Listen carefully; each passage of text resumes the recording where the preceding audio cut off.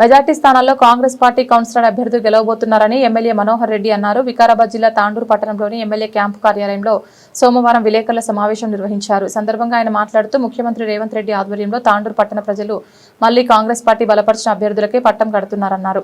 తాండూరు మున్సిపాలిటీలో కాంగ్రెస్ పార్టీ గెలిచిన తర్వాత అనేక రకాల అభివృద్ధి కార్యక్రమాలు చేపట్టడం జరుగుతుందన్నారు. గత 2 సంవత్సరాల్లో ఏనాడు లేని విధంగా తాండూరు పట్టణంలో అభివృద్ధి చేయడం జరిగిందని పేర్కొన్నారు.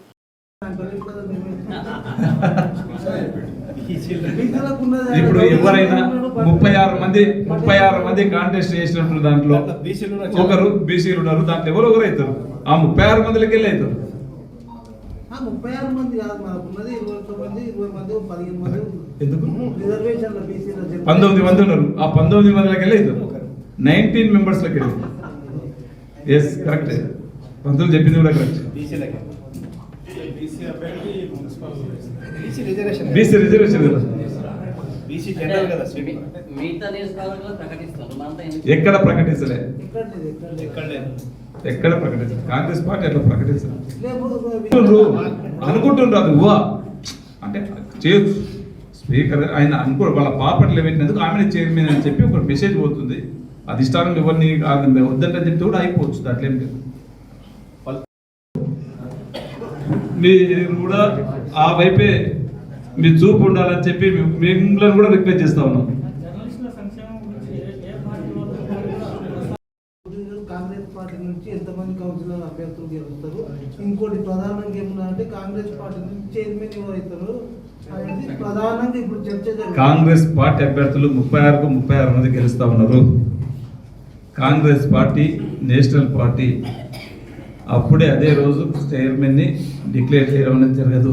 తప్పకుండా మీకు అందరికీ చెప్పి తినబోతూ రుచులేందుకు మీకు అందరికీ చెప్పి ఆ రోజు చేస్తాం. అధిష్టానం సూచనలతో ఒక ఇన్ఛార్జ్ మినిస్టర్ ఉంటాడు, మన జిల్లా వాసి ముఖ్యమంత్రి గారు ఉన్నారు, పిసిసి అధ్యక్షుడు ఉన్నాడు.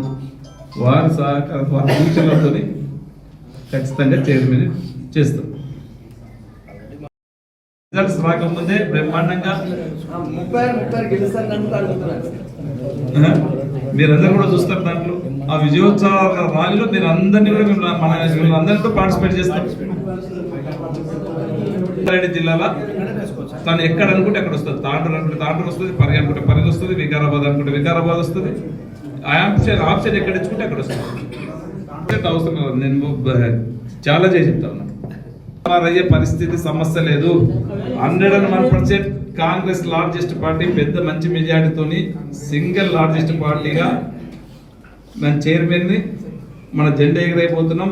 కాంగ్రెస్ పార్టీ చైర్మన్ కూర్చోబెట్టబోతున్నాం. జరగదు. దానికి ఆస్కారమే లేదు. దానికి నిదర్శనము మేము, మా ముఖ్యమంత్రి గారు, మా మంత్రులు, మేమంతా కలిసి సమిష్టిగా 2 సంవత్సరాలు పనిచేసినాం. కార్యకర్తలు నాయకులతో సహకారంతో పనిచేసినాం. ఆ పనికి రేపు ఒక మంచి తీర్పు ఇవ్వబోతున్నారు తాండూరు పట్టణ ప్రజలు. నర్సింగ్ కాలేజీ తాండూరులో ఉన్నది. అది ఎక్కడ పోదు. ఒక దగ్గరకు వచ్చిన తర్వాత మళ్ళీ ఎక్కడ పోదు. అది ఊహాగానాలు తెలిసి మాట్లాడినరు, తెలియక మాట్లాడినరు. మెడిమిడి జ్ఞానమా, బాల్ బచ్మన్ జ్ఞానమా నాకు తెలియదు. తెలిసి మాట్లాడితే బాగుంటుంది. ఇక నేను బాల్ బచ్మన్ జ్ఞానంతో మాట్లాడితే నేను చేయడానికి.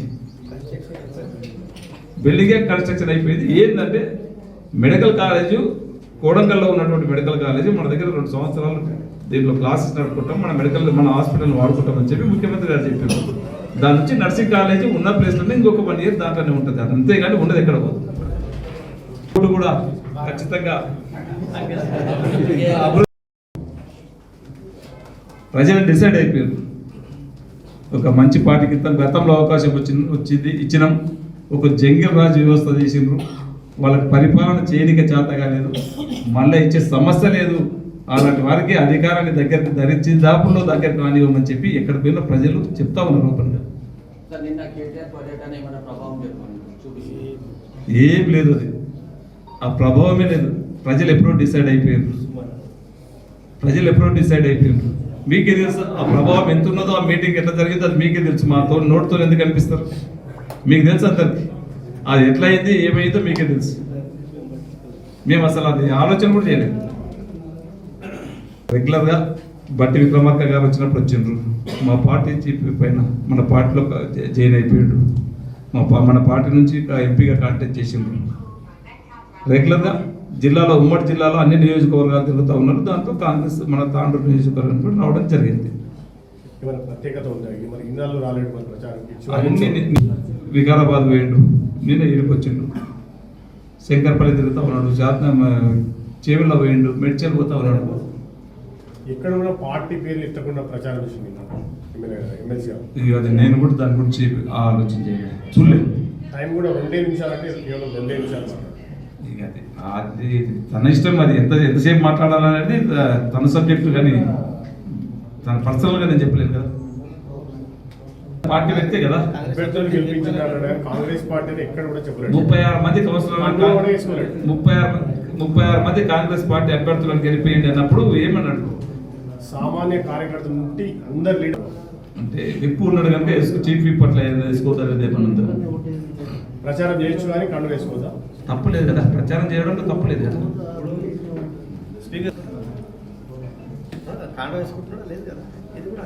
దుద్దిల శ్రీధర్ బాబు గారు కూడా కండు వేసుకోలేదు, మంత్రి గారు తను కూడా కండు వేసుకోలేదు. ఇది పర్సనల్.